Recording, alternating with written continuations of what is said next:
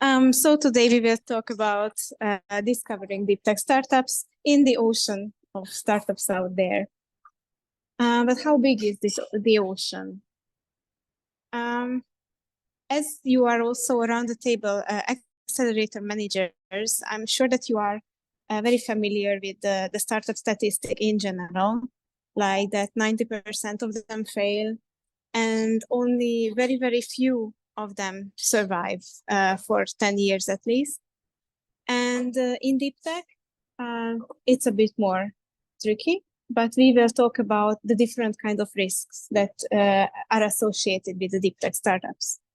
But what is good news is that in Europe, we have very, very strong technical talented people, and Europe itself is a very attractive location to start a business and to run a business. In general, there are many funding sources available for talents, innovators, and startups who would like to try themselves as entrepreneurs.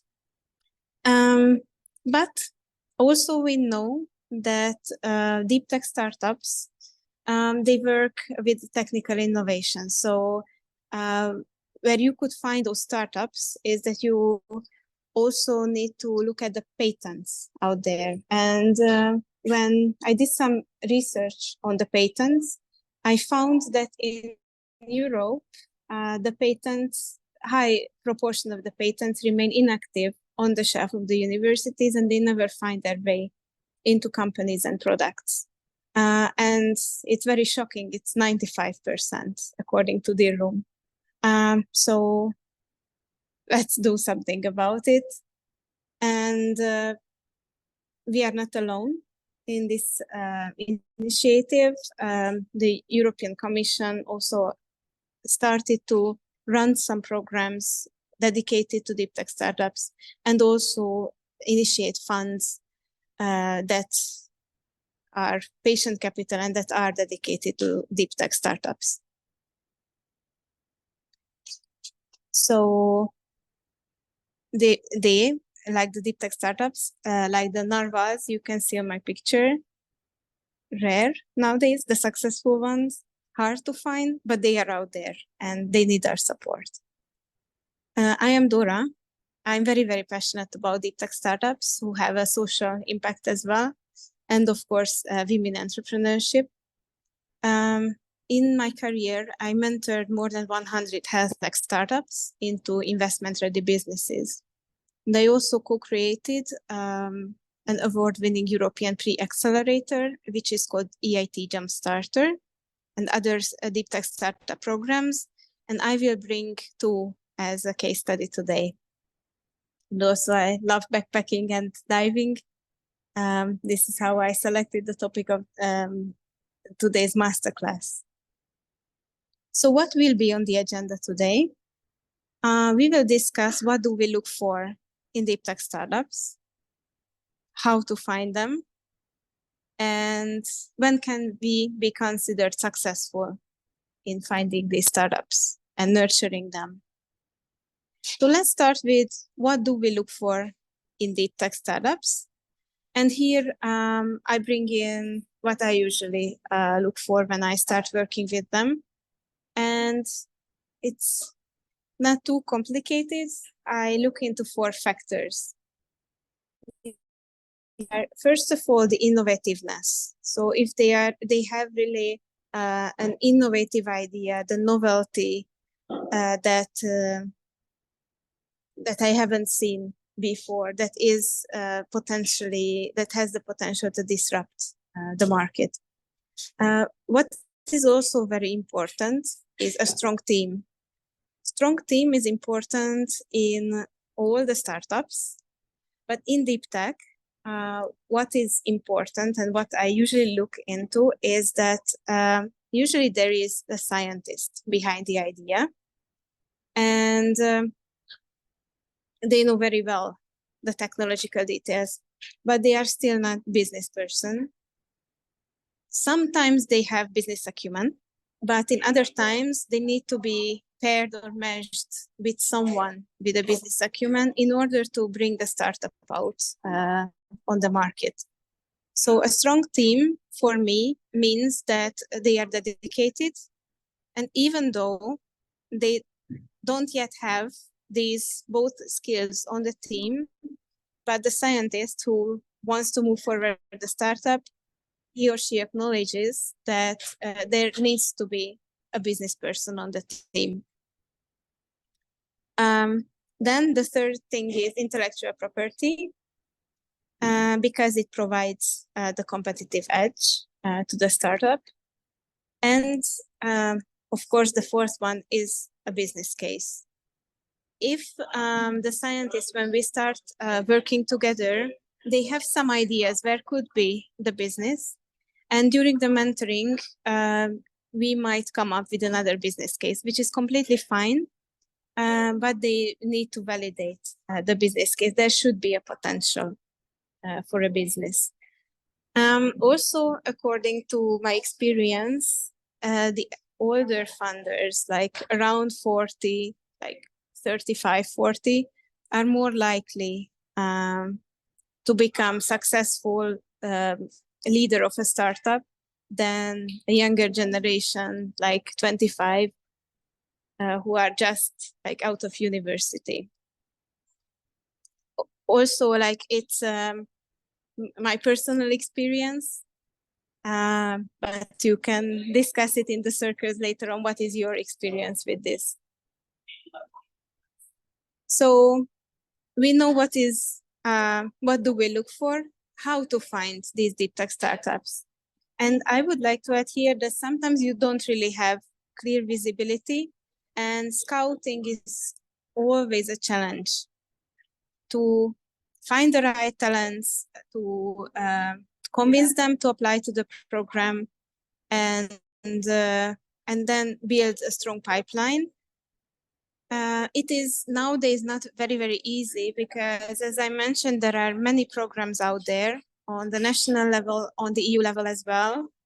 Like many projects have an accelerator inside the project as a work package or as an activity. And there are a lot. So startups also are overwhelmed of the opportunities that they see. This is why it's important to find your sweet spot and find your competitive edge. Like the accelerator, like the startups, the accelerators also need to have a clear value proposition.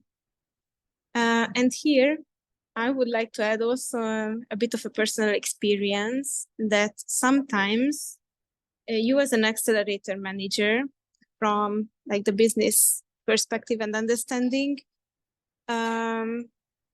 you have a priority list of what kind of startups would you like to see in the program, but sometimes your donors have different priorities, especially if they are public funding organizations, then only pure business considerations, like they can have thematic or geographic focus that you need to consider when building your value proposition. So, like startups, accelerators as well, who are your customers as an accelerator program? Of course, startups and also the donors. So you need to deliver the KPIs for them. If it's like a public funding, then you have clearly the set of KPIs. If you are backed by private funding, then you also have some kind of like priorities that you need to deliver to your funding organization, entity, or like group of investors. But also, you need to be in touch with universities if you are supporting deep tech, because universities are the most likely places to find talents and the research which could be commercialized later on. And also the investors at the end of the pipeline, I mean, at the end of your program to introduce your startups to. So you will need to have everyone in your network. And at their innovations, we have a quite broad network and partnership across Europe. You can see on the map in colored with the green color, we have the ongoing projects, and the lighter green one are the partnerships and which countries our partners are located. We work with 17 universities and accelerators, and our geographic focus with them is mainly the emerging European regions, including the Western Balkans and Turkey.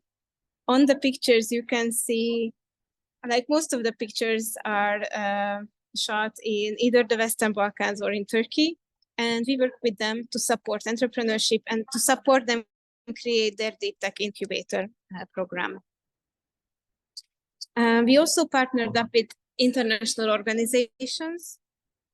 We collaborate with them in sharing of expertise, discussions, mentoring of startups, or evaluating proposals, startup proposal submissions, or innovative project submissions. And our sweet spot is working with startups. And so far as their innovations, we have more than 200 scientific startup funders to raise investments and be successful in the business world. So now comes a bit of a case study. How did we differentiate our programs, and how did we set up the value proposition of these? And then I hope that it will inspire you to also think about how you could differentiate yours. So I will start with the EIT Jumpstarter case. So EIT Jumpstarter is a program to create deep tech startups in emerging Europe. So scientists, researchers, teams with innovative ideas enter the programs. And then there is a 6-month-long acceleration, pre-acceleration program, validation. And by the end of the program, they know what they don't know, but also they don't know if they are ready to launch their business. And if so, then in the Jumpstarter, we also support them to launch their business and create their business. What is unique about it, the program, is a partnership. So the EIT stands for the European Institute of Innovation Technology, and the working model is it has thematic communities, and they are scattered all across Europe. So these partners, they come on board, join forces for the Jumpstarter program, and we have an international first part with the business case preparation, and then the validation is done with our local partners in their home market or in their target market.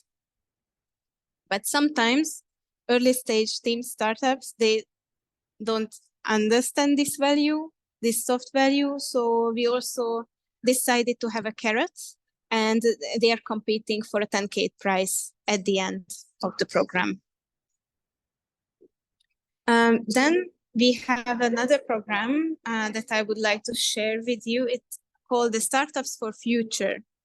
So it targets deep tech startups, which are in the acceleration stage, and they would like to enter the markets and go international, but they don't have the contacts how to do it.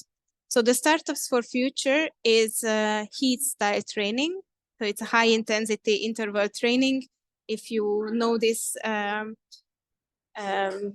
this expression from the gym, maybe, it is a quick and targeted training. This is what the Startups for Future is. We have unique masterclasses, and here the carrot is warm business introduction and meetings in their in one startup's target market. So we go with them and we introduce them. The carrot is very important as a general takeaway in order to communicate the value of the program for the startups. Okay, so a lot of things said so far, but how do we know when we are successful? And I here brought a bit of a generalization of our goal as accelerators and success KPIs. But our goal at the end of the day is to develop the startups into investment-ready businesses.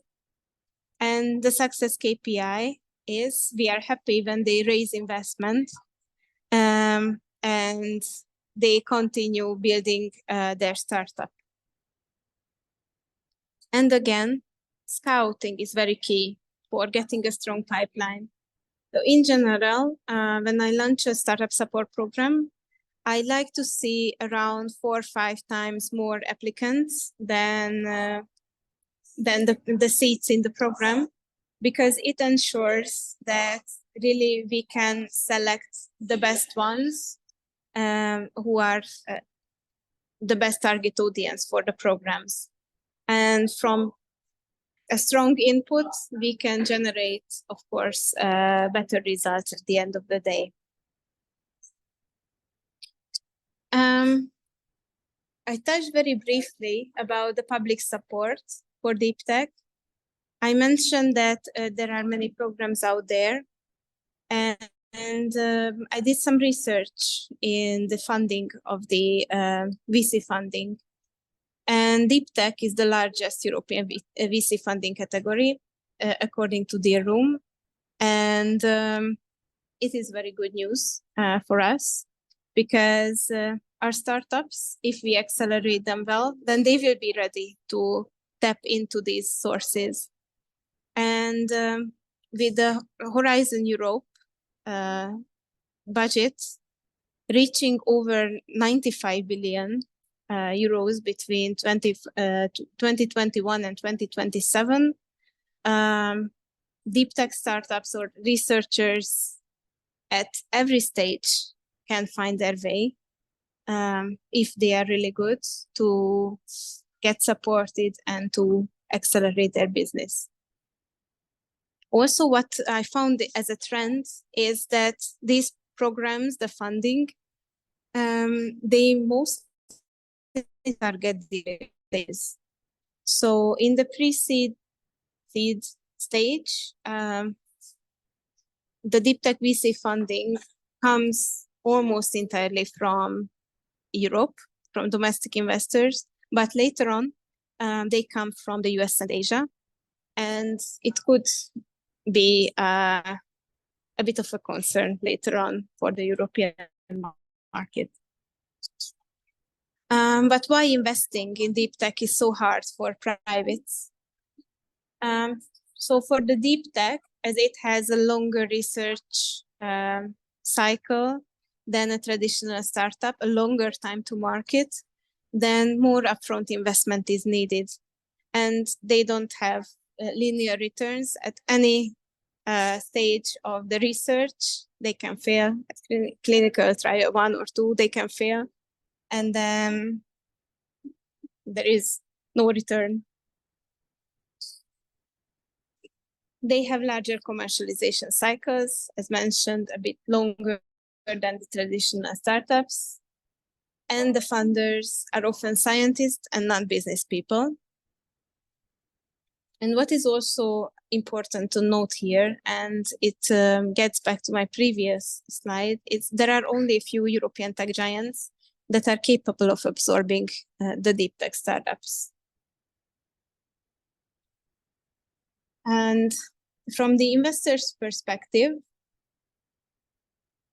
there are clear exit rules, and they want profits, growth, value, scarcity value, and optionally, optimally, exit should deliver 3 times consistently, but at least 1 time as soon as possible.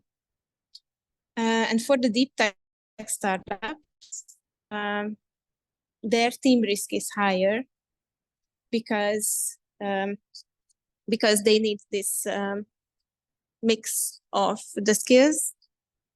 The technical risk is higher, they have longer development cycles, but the competition risk is lower for them. So we discussed about the IP. If the IP is protected well, if the startup has freedom to operate, then they have the competitive edge and the market risk is lower. So we might perceive higher risks for the deep tech startups, but actually statistics shows that they are not more likely to fail than tech companies overall. But also deep tech requires a new approach in investing as well. But what does it mean for us? I brought these points here also to awaken your insights during the discussion circles. But also we need to understand these trends to prepare the deep tech startups better so they can understand what the investors look for. And at their innovations, we developed the Deep Tech Venture Navigator tool, which helps startups, but also accelerators or university-based incubators to assess deep tech startups. So basically, this navigator tool shows where they are in terms of technology, business, and regulatory pathways. What are their next steps? And it reveals their challenges. And basically, this tool, it reduces the time to understand. It is just a quick analysis and deep analysis as well. And so the risk, the startups when they enter the program, so that program managers understand better where they are, what are their challenges, and what are the next steps. I brought here also what you can find in our toolbox, but I will not go into details because I think we are running out of time slowly. So thank you very much for your attention. And if you scan this code, then it will bring you to contacting me. You can also contact me via email or LinkedIn. Thank you very much. And if you have any questions, then feel free to ask. I would be happy to contribute. Thank you so much, Dóra. It was an amazing presentation, very enlightening in a lot of aspects, very useful. Thank you. Thank you for that. Do we have any questions in the audience? I know we are a bit passing the time, but I want to allow at least, 2 or 3 questions if you have them. So go ahead, Natasha. Yes. Hello, Dóra. First of all, thank you for your presentation. And just to introduce myself as well, I'm Natasha. I work alongside Anna at BTI. Our companies kind of do the same thing. But I understand there is like some sort of difference, especially in these deep tech startup sector. And I wanted to ask you, because we're now also understanding that it's very important to contact universities, collabs, knowledge transfer centers. But there are some challenges for us that we have found along this way. Sometimes it's difficult to align timelines with them. Sometimes it's difficult to engage with them, like help us see the value in this. So in your experience, what are some challenges into contacting these players, and how have you overcome them? That's a very, very good question.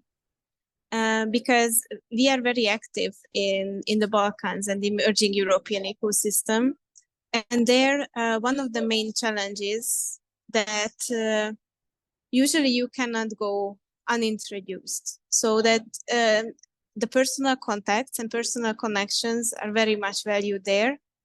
If you know someone, then it's easier to go, because then if that someone is a trusted person, then you also have the trust immediately. And this is a regional specificity as well. And going more to the eastern part of Europe, it increases the importance as well. But also some other challenges that we found out while working with these players is that even though they understand the importance of commercialization of research results and entrepreneurship and entrepreneurial skills building, but they don't know how to do it. And they do not have the structures within the universities to support the researchers into with like the easiest things as well, like how to create the startup, or is my idea really ready for commercialization or not, then how to do it, and how to agree with the university on the shares. They don't have the agreement template, they don't have the structures. Sometimes they don't have the tech transfer office. Sometimes it's only a person with a second or third hat, which is called the tech transfer. So there are challenges as well, but we are a non-profit organization, so we really would like to deliver the impact. We don't mind about the challenges, if I can say it so.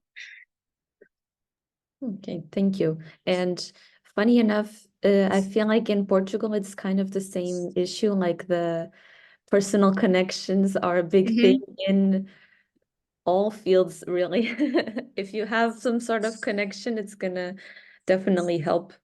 And yes, we definitely a difficulty that we had with this technical people, right? Like the innovators, right? Is that sometimes they don't want to, or don't have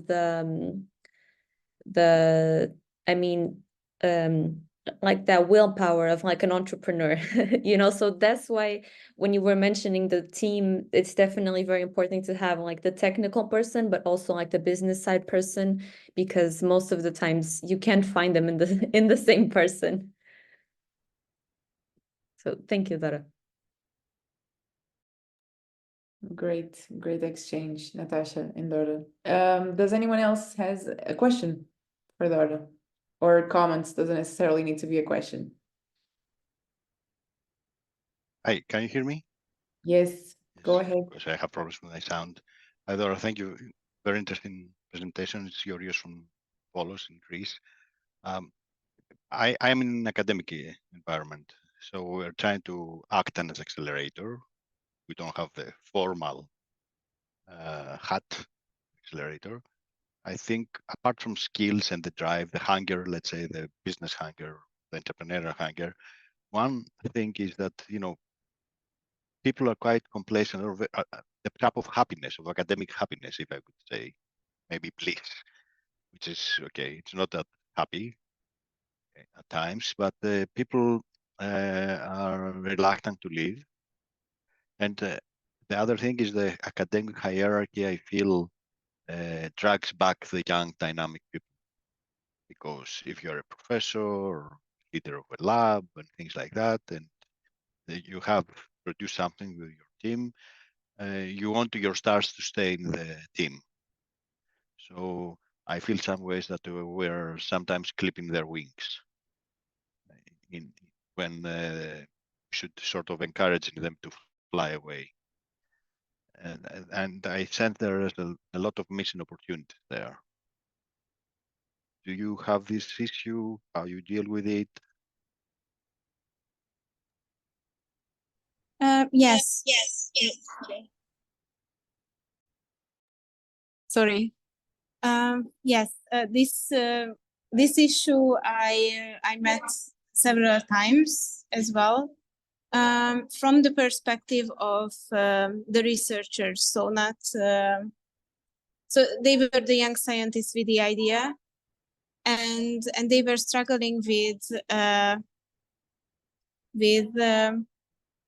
you know, deciding whether they would like to stay in the academic path and publish, or they would like to do the startup. I have diverse experience with what did they choose. So it's really a personal thing and personal risk-taking appetite, and what they would like to, where they can see themselves. So I don't have a secret sauce or what is a good thing, but what would really fit the person. So if it's like, if he or she is an entrepreneur type, then he might be more willing to try out himself or herself as an entrepreneur.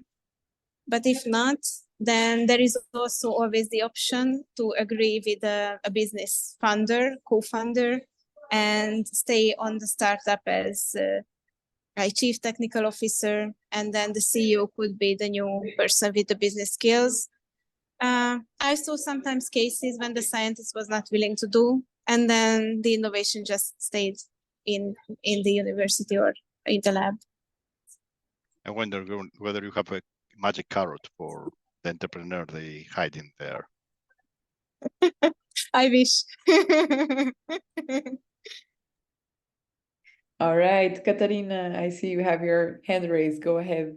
Yes, thank you. And thank you, Dóra, for the presentation. Well, what I have found out as the issue, or at least something that we have in Serbia regarding the universities, is actually not enough options or not good understanding of how you create spin-offs, spin-outs.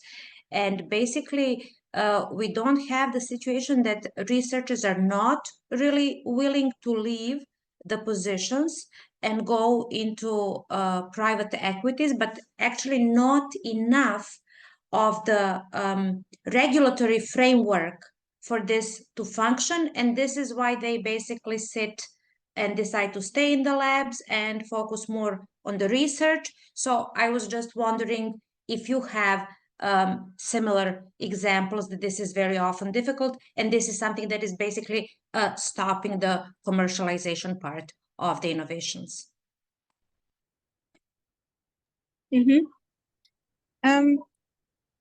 Actually, I can also confirm what you mentioned. We are running a startup support program which is called Funder ABCD. It is targeting Western Balkans deep tech startups, and we will soon start the second edition. The first edition we did last fall, and we had the experience of scouting that we had difficulties in finding deep tech startups in the region, although we had universities and incubators from all across the region as project partners. So they also mentioned that they have difficulties in finding good startups, good teams, and there is a mismatch between or an information gap somewhere, because there are some opportunities, but researchers don't know about these opportunities. And this is what they mentioned to me as well during the first edition when we were doing the scouting.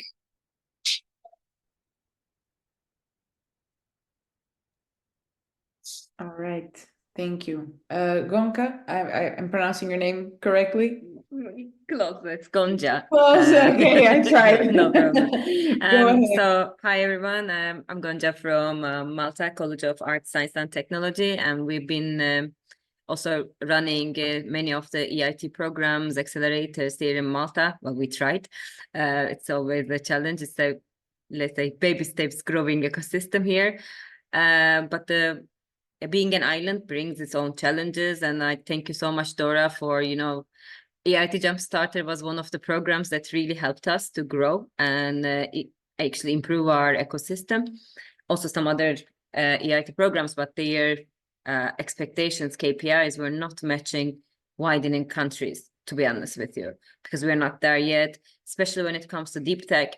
It has become a little bit of a buzzword. It was before blockchain and different type of technologies, but when we talk about deep tech, and I know organizations here in so many also other similar island ecosystems or widening countries. We don't even have high performance in computers. We cannot even forget about innovation and everything. It took us 4 years to procure a laptop or a high performing computing system, you know, and we don't have labs here. We cannot get the equipment. The procurement rules are so heavy on the universities and also government institutions. So it is so hard to catch up, even just to test and do the research. That part is not happening. Forget about the innovation part. It's similar, you know, we don't even have a technology transfer office. The ones at the university, they are not even well manned, you know, maybe 1 or 2 person for the whole university. It's impossible. You know, it comes with challenges, but these are not stopping us, of course. But I would like to also, maybe if you can share your experience in this, first of all, the procurement or access to technology, that's a big barrier. But also, majority of the tech startups, they need to work with government agencies, or their buyers are, their procurers are public procurers, which they don't have a clue. We try to do this innovation procurement workshops, but it's like not on the agenda at all. And yeah, I just wanted to get your opinion on this, or what is the trend at the moment in other countries? Well, to be honest, I'm not working on technology procurement with the startups. So I'm working with them on building their strategy and doing interactions for them. So this, I cannot help you with that. I'm sorry. No, it's not the technology procurement for them, but I just wanted to highlight the main barrier in deep tech ecosystem to grow. We don't even have access to technology, you know. That's one thing, but that was the command part. What I'm asking is the innovation procurement of public buyers of deep tech solutions. So at an end customer, even in the mobility sector or in the healthcare, for instance, or in some, when there's a public procurer, how does it work? Do they collaborate with accelerators in general? Maybe as a challenge owner. Yeah, this one. All right. Okay. Well, then now I would bring in the example of living labs and test beds that we were doing at the EIT as well, but now I'm supporting a client and together we are doing this. Actually, and with the client, we are working with cities. So introducing mobility solutions in cities. And what are the common things in these two experiences are that the public sector has a different pace than the startups have. So like by the time they make a decision and they procure the startup in, well, if it takes a long time, then the startup might be like out of business in if they fail in the meantime. So there is also this is also one challenge, that the pace is different. Sometimes also the startups tend to overpromise, and they need to be realistic what they can deliver for the public partners. And these both sides, they need some intermediary to understand each other's languages, because startups, they don't understand how decision making works in the public sector. They are not prepared for a lot of like paperwork, waiting a lot. They don't understand why does it take too long. And on the other side, sometimes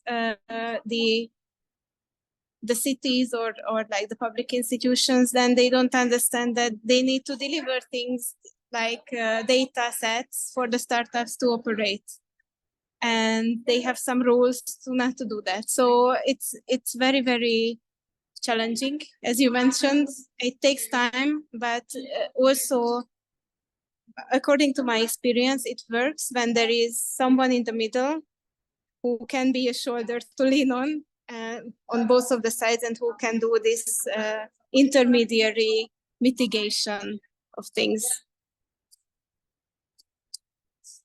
Before we continue, I'm just going to interrupt the flow here a little bit because Dóra, I want to be conscious of your time as well. I feel like the conversation is going really well, so I don't want to interrupt to go into breakout rooms. I feel like if we can take the advantage to ask Dóra all our questions, we should. So Dóra, let me know, do you have the time? Is everybody comfortable if we delay a little bit so we can hear from Dóra and answer your questions? Maybe we can take advantage of the break. Instead of doing the break, we continue with the activities. But let me know, Dóra. Well, I will have 5 more minutes or so, Okay. because then I will need to go to the airport Of to course. catch my flight. Of I'm sorry course, for okay. this, but So we'll be happy time- to continue talking on other channels like email or LinkedIn. Amazing. So can we answer one more question for Ieriusz? Yes, thank you. If nobody else has, I would like to go for a second one. From the side of the investors, DeepTech sort of by definition is more long-term. So what is your key filter for choosing which VC or other type of investor you would look for your startups in an accelerator, for your DeepTech startups? What would it be different from your side when go fishing for money? Mm-hmm. Well, usually for the startups, I recommend that as much as possible, they do the research, the proof of concept, the trials from public funding, so that I encourage them to search for programs that fit their maturity level and then can move them a bit further. Because then during these programs, they also find some partners to work together, and until they become investment ready, I say to them that they should go for public. When they become investment ready, sorry to interrupt, then there are some funds coming up in our regions in Europe, for example. So there are some who are targeting biotech and health tech. I have contacts to these investors. So they are like a group of investors, and then I do the introduction to them. Also, at the EIT Health, we had the Health Tech Investor Network. So it is a network of investors who understand the longer cycle and the peculiarities of the health tech and medtech business. So if the startup is really strong and I believe that they are ready for the investment, then I usually reach out to my ex-colleagues at EIT Health and make an introduction to them so that they get introduced to the investor network. So I usually mobilize the network, but I also assess where they are. If they are not yet ready, then I say to them to find a program or an opportunity until they can grow and become more ready for the investment. Thank you. Thank you. Thank you so much, everyone, for asking your questions. And thank you, Dóra, for being so receptive and enlightening as well. Thank you so much for your time.